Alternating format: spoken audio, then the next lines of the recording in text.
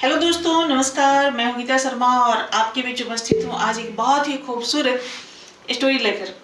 कभी कभी आंखों देखा भी गलत हो जाता है। हम जो देखते हैं, जो समझते हैं वो नहीं होता, उसके बदले कुछ और होता है।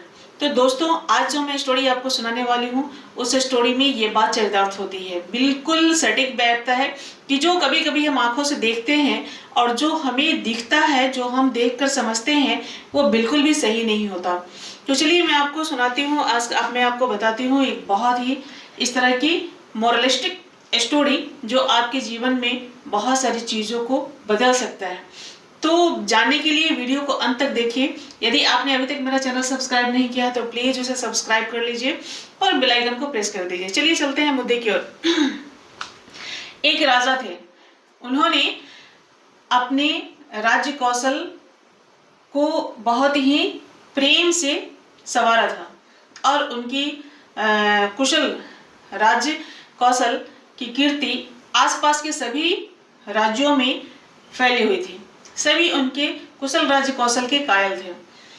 एक दिन क्या हुआ कि राजा अपनी पत्नी से मिलने के लिए, रानी से मिलने के लिए महल में प्रवेश किए। जैसे ही उन्होंने महल में प्रवेश किया तो देखा कि रानी एक पुरुष से गले मिल रही थी।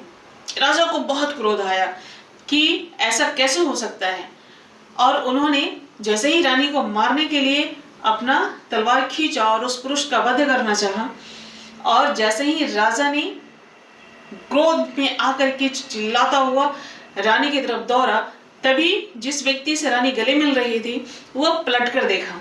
जैसे ही पलटा तो राजा क्या देखते हैं कि उनकी पुत्री ही, जो रानी जिससे गले मिल रही थी, वो उनकी पुत्री थी। उन्होंने एक राजसी वेश में, राजकुमार के वेश में पोशाक धारण किया था और वो रानी से गले मिल रही थी। जब राजा ने ऐसा देखा तो उन्हें बहुत ही विस्मय हुआ। वो सोचे कि ऐसा कभी कभी अगर मेरी पुत्री अभी पलटकर नहीं देखती तो क्या अनर्थ हो जाता। मैं तो अपनी ही पुत्री का वध कर देता। मैं क्या सोच रहा था और क्या निकला। तो राजा को तब ये बात बिल्कुल समझ में आई कि कभी कभी जो हम आंख से देखते हैं वो भी सच नहीं होता।